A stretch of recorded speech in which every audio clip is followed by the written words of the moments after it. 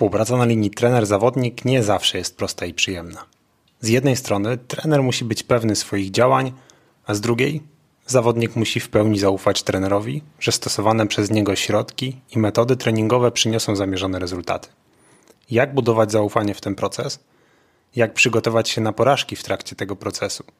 Jak radzić sobie w chwilach zwątpienia i chęci zmiany? O tym wszystkim rozmawiam z moim dzisiejszym gościem, moim przyjacielem i mentorem Inakim de la Parra, przedsiębiorcą, byłym mistrzem świata na dystansie Ultramana, trenerem wielu znakomitych zawodników na całym świecie. Z racji tego, że Inaki po polsku dużo rozumie, ale swobodniej czuje się posługując się językiem angielskim, to rozmowa będzie właśnie w tym języku. Zapraszam do Gruppetto.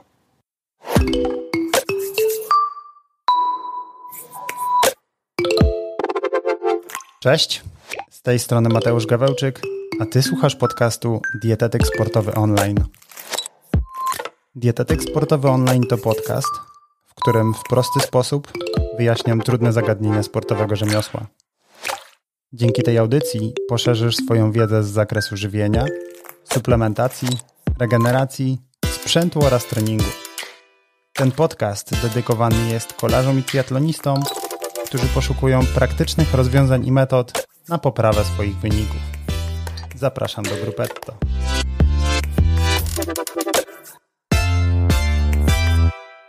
Hello, Inaki. Hello, Mateusz. How are you? I'm good, and you? I'm happy to be here. Good. Talking to you after few years in your last episode. Yeah, to be honest, I don't remember when we recorded for the last time, but it was probably 3 years ago. Yeah, something like this. I'm very glad that you accept my invitation. It's always a great pleasure for me to talk to you. Either as a friend, same for me. It's the same. Or as a mentor, because you are my mentor, and I say it many times. Why don't you start with a short background about yourself? Please tell us who you are and what you do on a daily basis. I would consider myself an elite in what I'm trying to achieve. Meaning, in this case, I'm trying to be an elite husband and dad, and it's very, very difficult.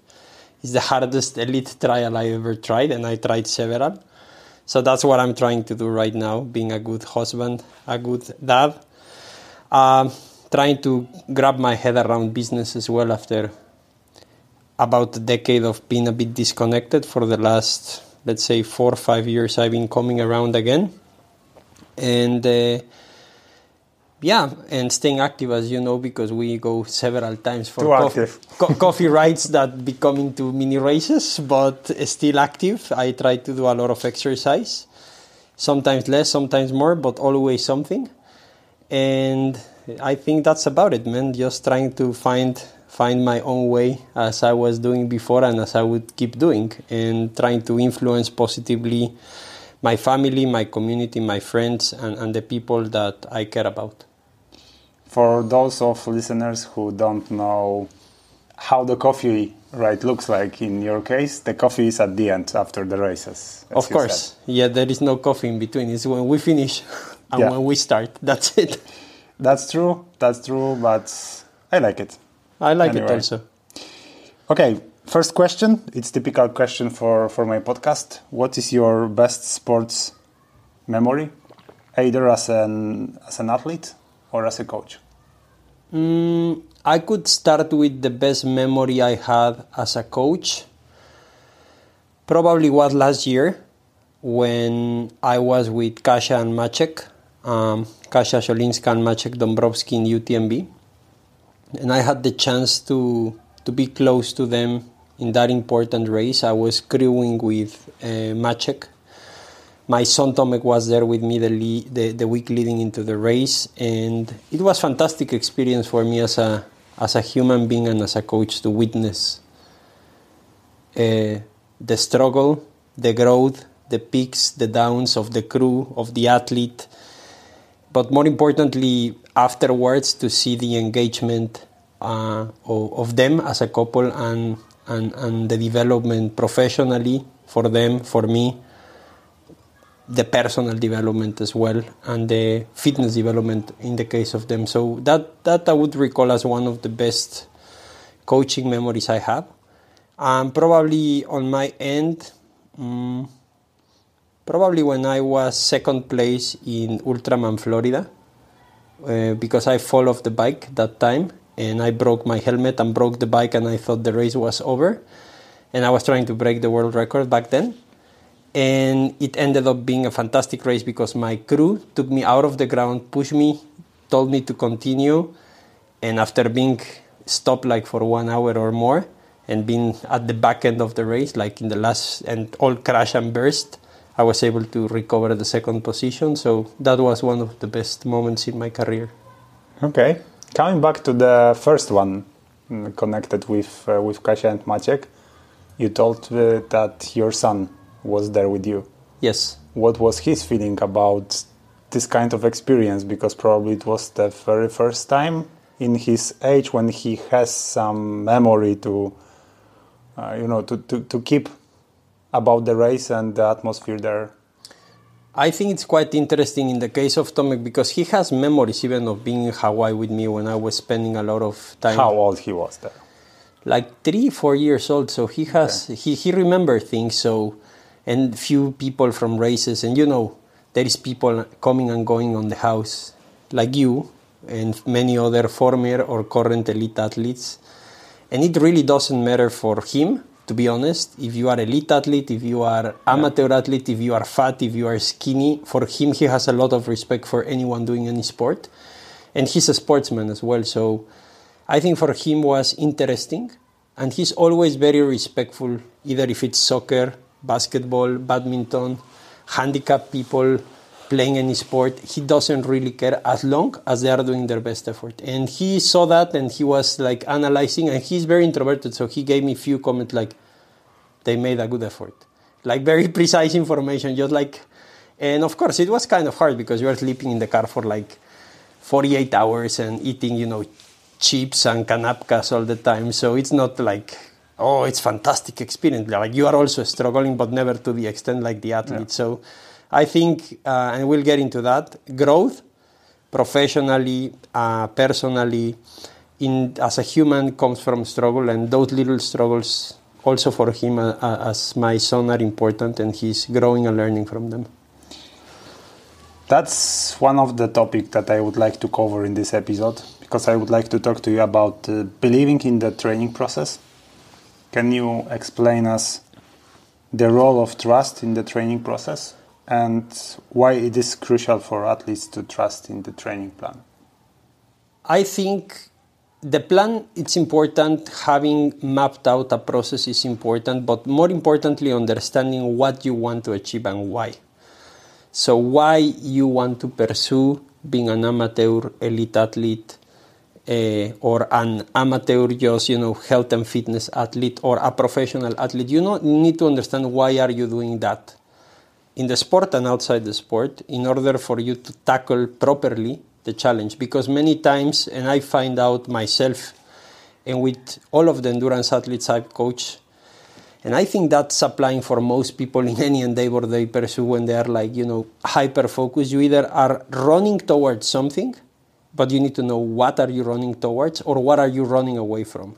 And it's okay to run towards something or run away of something as long as you identify what are you and why are you doing it.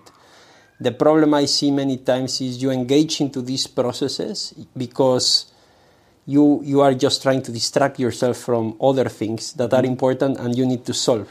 So I would say being aware is very important before engaging into the process and moving on. The long-term view, so the consistency for health, personal development and performance, because health, personal development and performance will collide at some point, will become united at some point, but you can also seek, and you've seen it with many elite athletes, pure performance at cost of like personal development and even health. Yeah. So is that worth it or not? I think there is a way, and that's the way I coach elites and non-elites, of pushing the personal development, pushing the health, or not sacrificing the health, and still aim for high performance. But you need a long-term or horizon.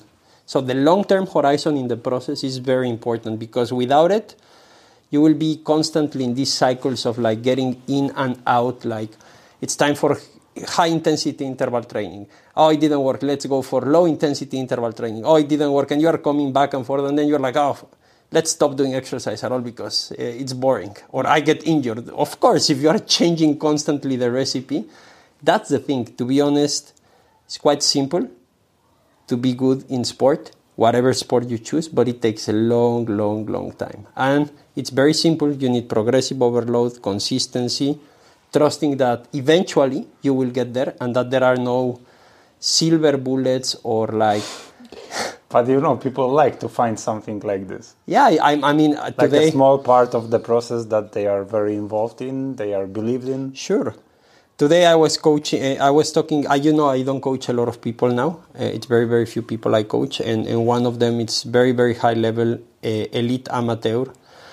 And it's a female, super strong, like really, really strong. And she was like, oh, should I gain muscle mass or should I lose muscle mass? And I'm like, you are talking about the 1%. Let's not get into that conversation. Yeah.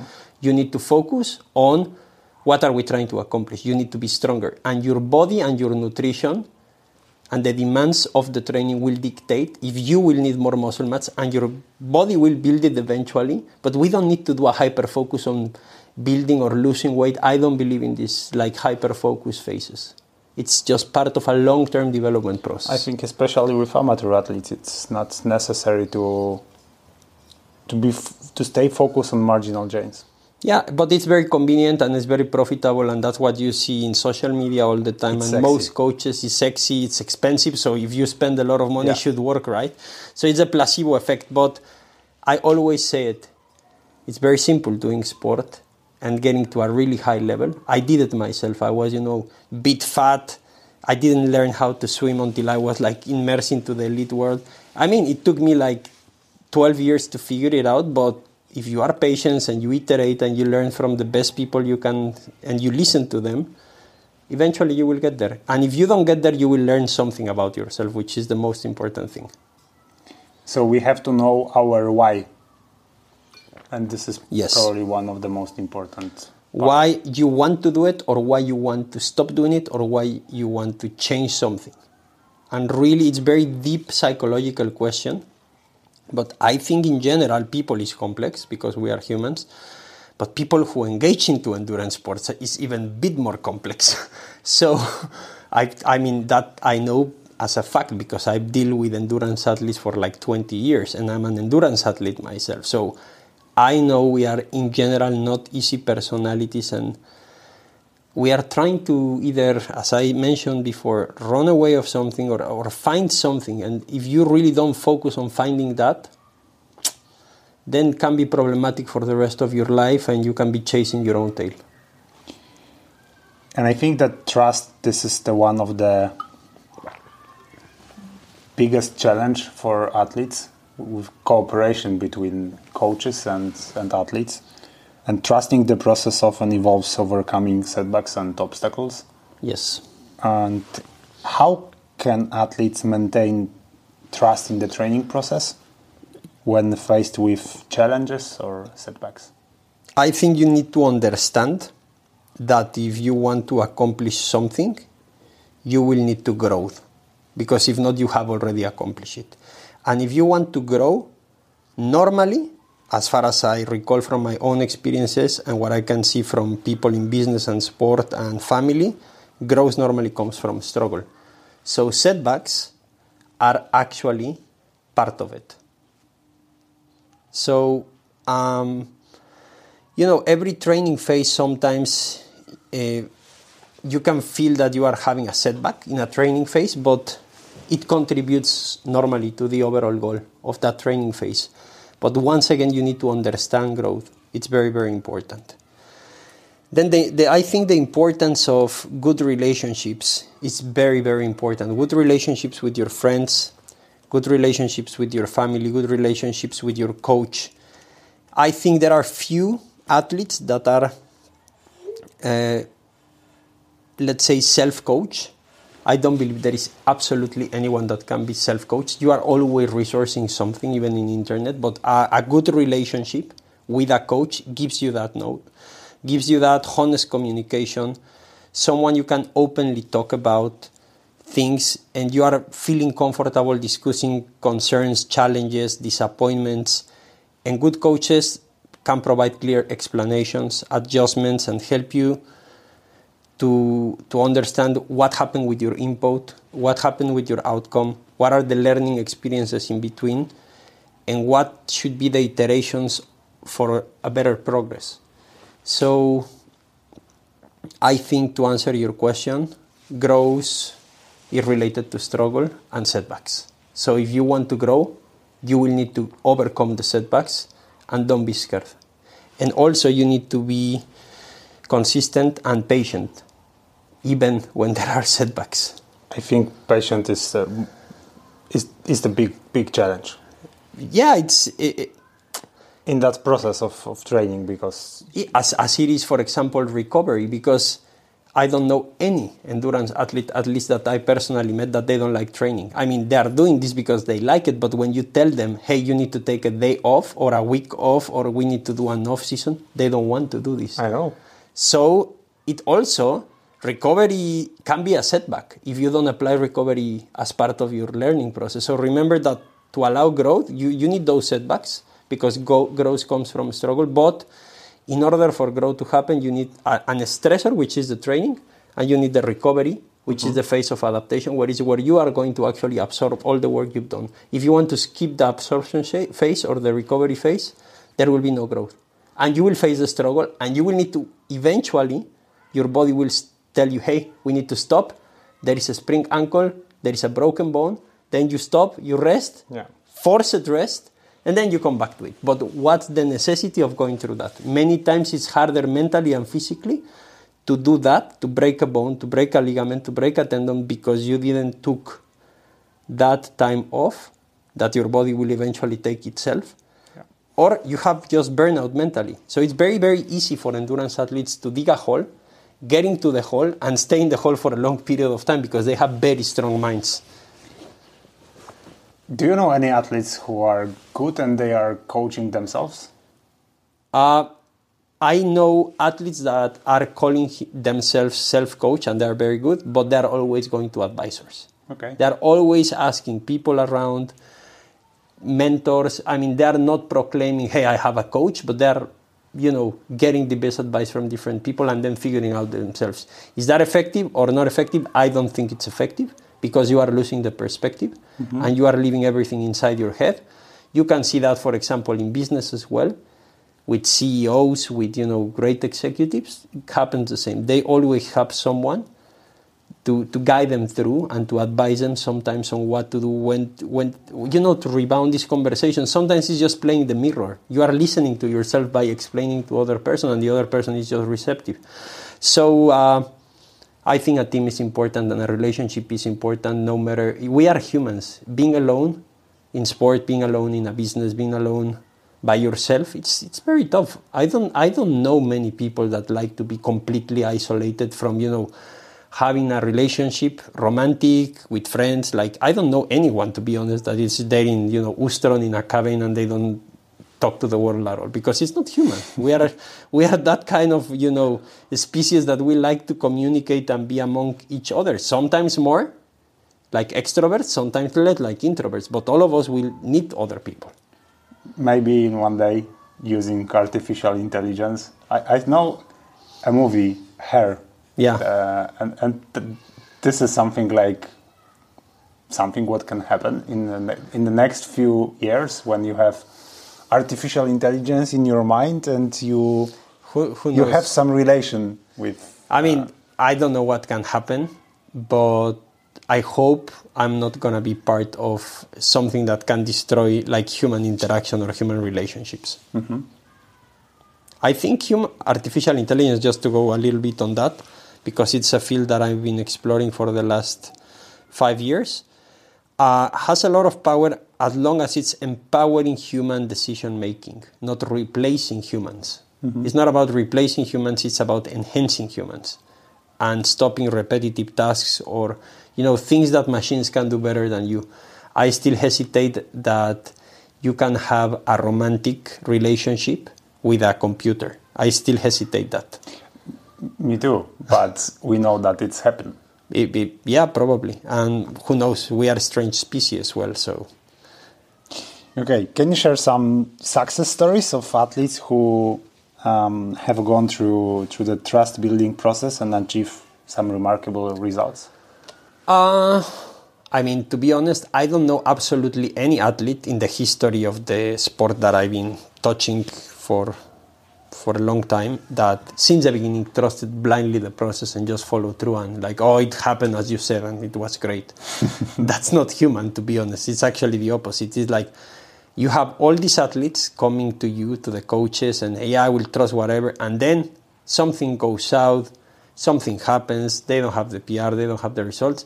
What you see is like they hold that for a few seasons, sometimes 1, 2, 3 seasons or a few races, and they think the problem is the coach. The problem is the plan. It can be them. Yeah. It can be the introspection. It is not their fault. They are doing everything that it's in the plan. And again, it's like, but it also depends on who are you talking to and what kind of like relationship you've been building. Because I always tell the athletes since the very beginning, it's gonna be difficult. There will be a lot of setbacks. There will be a lot of struggle. No matter if you want to lose weight, 5 kilos, or if you want to be world champion. The struggles are different, but the struggles will be there for both cases. And this is life. It's like I want to start a business. It's going to be the same. No matter if you have a lot of money, no matter if you don't have money. It's going to be a struggle. Different struggle for both, but it's going to be a struggle. But there will be growth in the process. Even if you end up not losing the amount of weight you decided you wanted to lose, or the PR you wanted to set, or the world championship you wanted to win. But ultimately, there should be this mindset of process over outcomes. And outcomes are important, but if you over-focus on outcomes, then you are digging yourself into a hole. Because we are not machines. We are not mathematically planned to deliver results. Okay. So, back to this, I think the best example I can give you of tough athletes that are trusting blindly the process, I think Kasia and Maciek are that kind of athletes. I mean, we've gone through a lot of thank you, Iñaki, it's been great working with you, like several times, and you need to allow space and then come back to it. But ultimately, you can see the tremendous amount of endurance and trust they have because I've been there. I know it's not easy. And I've had only 2 coaches in all my career. I'm still retired and I'm still working with the same coach I had when I was an elite. I'm not self-coach. And there was like a year that I probably did like 200 hours of training. So why I do that? Because I still want the feedback. I still want the relationship. There is a lot of value out of that. It's giving me perspective. And now that I'm training more, for different reasons, because I don't want to, outperform my younger self or beat anybody, but like just stay healthy and challenge myself out of the comfort zone. I think more challenge yourself than... Yeah, it's about some personal challenge, right? Why? Because I'm finding still who I am. That's the reason of me doing sport. I enjoy it a lot. Yesterday I did this solstice ride that I do every June for the last decade or so. And I'm active all the day.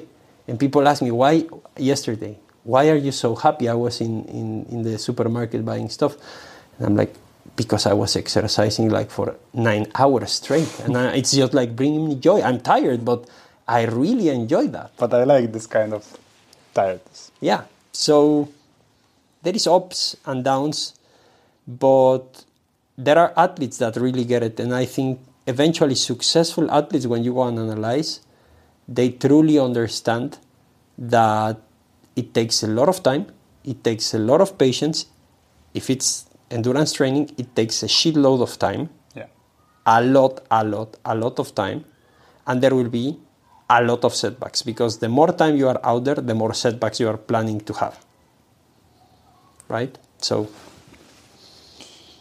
what kind of specific strategies or techniques do you recommend for athletes who are in the process of building the trust in the training process? I think the most important thing is they need to understand why they want to do that. So still know the why. You need to know why I want to do an Ironman, why I want to become a better cyclist. Are you doing it to look better? Are you doing it because you are tired of your wife and there is a lot of noise in the house on the weekends and you want to get out of there for 5 hours and have your personal space? And I'm not judging anything. You just need to know why are you doing something. Once you understand the why, it's like, okay, is this going to stay like this for a long period of time, or what needs to be my perspective? Because maybe it's a hobby that I want to have for a certain period of time and I'm just like trying to have mental space, or I'm doing it, for example, for longevity. So I need to have in my radar how I want, which is my case, how I want to live my life if I get to 80 or 90 years old. And I don't want to walk with a stick. Or, like I'm trying to avoid that. So I'm trying to buy maybe 5-6 more years of quality time in my life if I'm not hit by a car, riding the bike. May I interrupt you? Yes. So, in your opinion, when is the border for having too much training or staying in the, let's say, safety zone? It's all relative. Because I would argue to tell you, do you think 40 hours a week of training is a lot? It's safe? It's healthy? Nope. Okay. I would argue, okay, depends on what you want to achieve. How well are you recovered? You are a full-time professional athlete living in the mountain. I still have in my mind this vision about being 90 years old and walking without stick and 40 hours per week. You don't need that. For health purposes, not. For sure not. But for performance purposes, yes. Maybe yes. But you know that the performance and health are not in the same line. Not, but I would argue that probably longevity is, because if you go to research studies of Olympians, you would see that, for example, power Olympians, they have, in average, compared to the population, like 1 year more of living. Compared to endurance athletes, compared to the population, endurance Olympic athletes, they would go 5 to 6 years above the population. So in terms of, and I a little bit giving back this, I think it's very important to have this assessment that everything starts with health. Mm-hmm. So jeopardizing health for performance, I'm totally against that. I still believe you can aim to be an elite athlete and compete at super high level while staying healthy. But it takes more patience and it requires more commitment as well. And the tolerance to setbacks needs to be a little bit higher because you are playing in a different field. That will be my argumentation to this. It's difficult, but I think we will talk about it later in this episode, about how to connect many different areas of your life. I mean, private life, business, health, activity, and how to find a solution to keep it on the same level, the best level that is possible to achieve. But please bear in mind, like we talk about these 40 hours of training, that probably don't apply to anybody listening your podcast or the audience or the general population. So what I'm trying to say is we normally take these examples and it's like, oh, wow. No, I think if you are able, to be honest, to exercise 1 hour a day, it's already like a huge win. It's more than average for sure. You know, if you are able to exercise 3 times per week, 1 hour, that's already a win. Like, we are going to the extremes, but and sometimes people get scared about exercising because they hear these stories of, I need to do an Ironman or, a Gran Fondo or a cycling race. No, you don't need to do that. You can go to the forest and walk with a backpack of 5 kilos in your back or go with your dog. And most people will get hurt starting out of the couch and go running. Why? Or because doing Ironman. No, because they skip the walking. You know this. I've coached even elite athletes, and we start walking, and they're like, come on, man, this is disrespectful. I'm like, listen, man, I don't care you are an elite athlete. You want to go through the process that I think is best for you. You need to do this because And most of my athletes, regardless of the discipline, they do walking. I mean, today, my training, you saw it, it was 7-kilometer walk. That was it. That was my day-to-day. So I do it myself. So it's okay. It's staying active. That's the principle of health. You need to stay active. And be close to nature. I think that's a key component as well. But we can leave that for later. Yeah, I would like to cover one more question about the process of trust. In your experience, what are the common misconceptions that athletes have about trust in the training process? I don't know, motivation and balancing life commitments. I think, even easier than that is they have a training plan in Training Peaks or in Excel or in a notebook, and they think that if they follow the plan, they will accomplish the objective. It's guaranteed. And I think that's the biggest pitfall you can think about. The plan is to get you out of the comfort zone, to stress your body and your mind. Then the recovery phase is to adapt, and then we'll see if it worked, depending on the day, the weather, if you sleep well, if you hydrated properly, and you need to keep iterating constantly. And if you would go and ask athletes, amateur, elite, that are competing in races, they will tell you that it's impossible to have good race after good race after, and the progress is not linear. The progress is like a roller coaster, ups, downs, scattered points everywhere. Like there is no trend in the very short time. But if you take a decade or 5 years, then you can see if the trend is positive, especially starting off, what is your health? How are you thinking about yourself? Mm-hmm. Your development as a human? How are your relationships in sport and outside sports? And you start questioning all these things. And if they are pointing in a positive trend, okay, this thing of endurance sport is really, really working. Because what can end up happening is you are like the super, ultra, hyper athlete, and that's it. And you're empty inside. And you don't have friends at the expense of your family. And if you are happy with that, and I know people that have gone through that, and I don't think they were happy because they got out of it. So that's why you need to understand your whys once again. Yeah. Many athletes struggle with motivation to train consistently. What are the strategies or techniques that you recommend to stay motivated throughout the season? I don't believe in motivation. If an athlete comes to me and they are not self-motivated, I don't work with them. Okay. So no I've cheerleaders. got the same case with nutrition.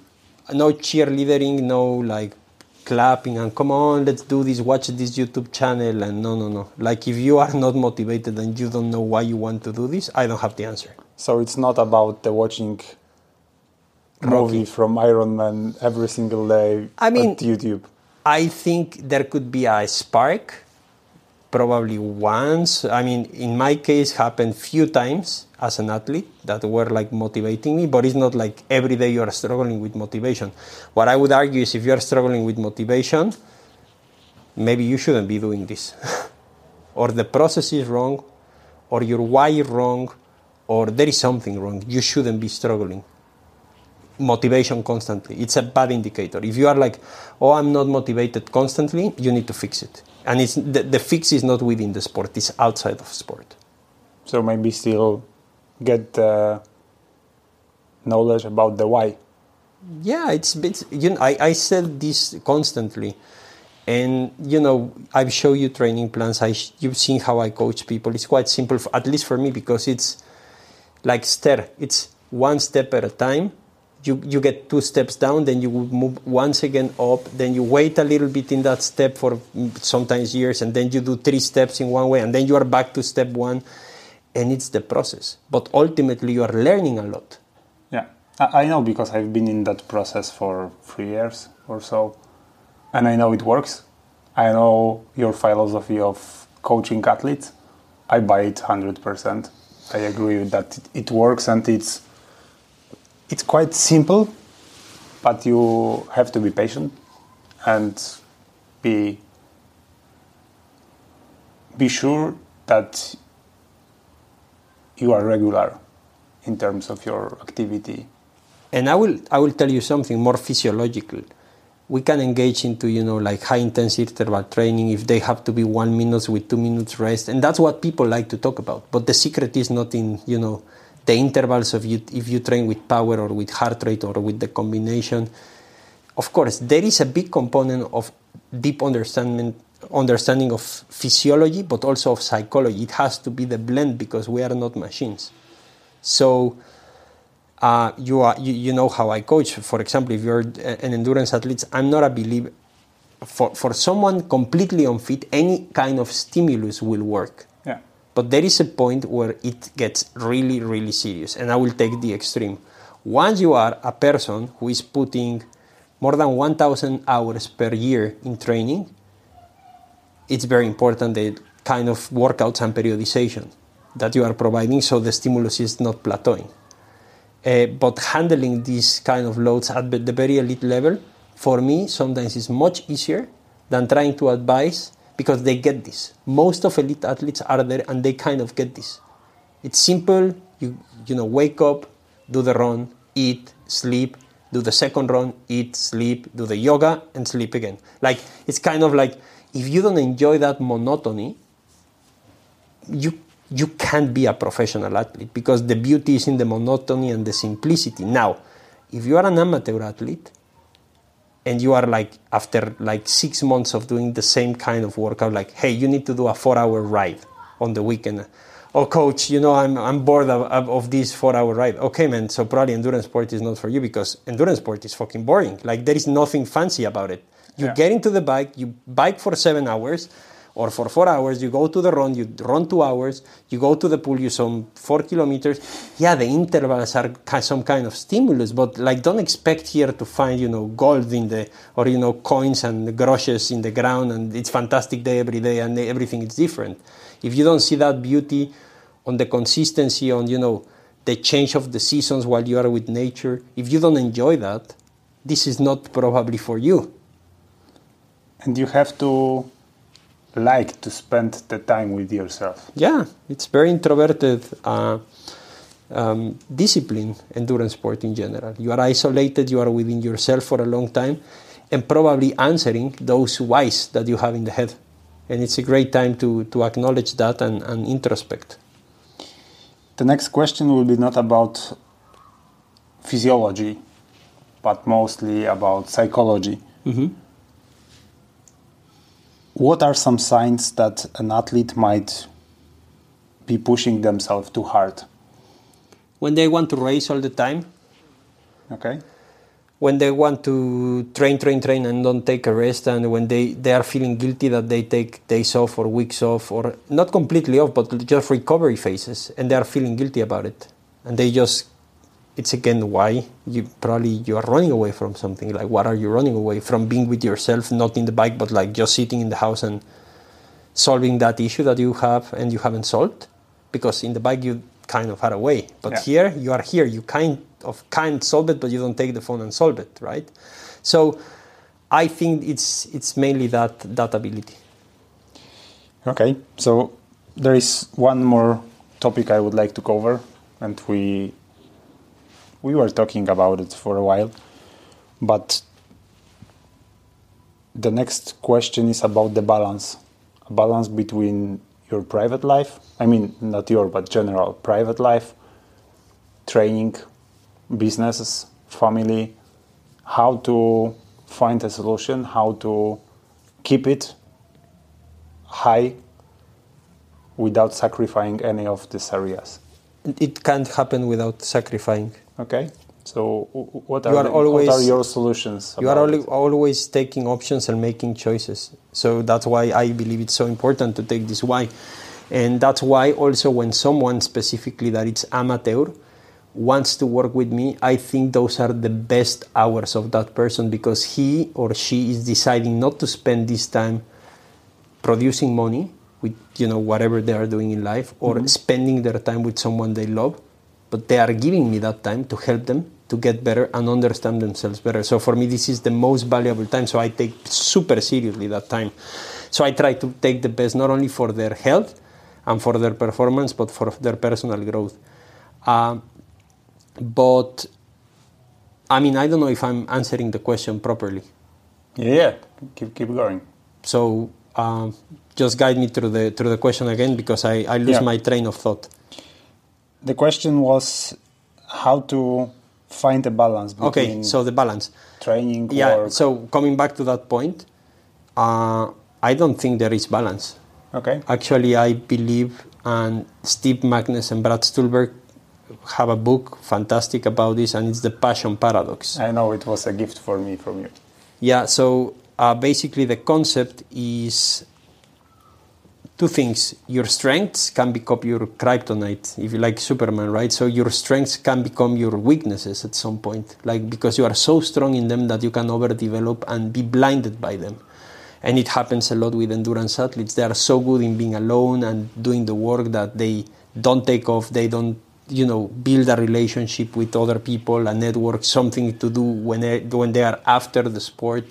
So I think you need to be completely on balance in life. And how it looks, many people think, I want to do a triathlon or do a cycling race or, lose weight.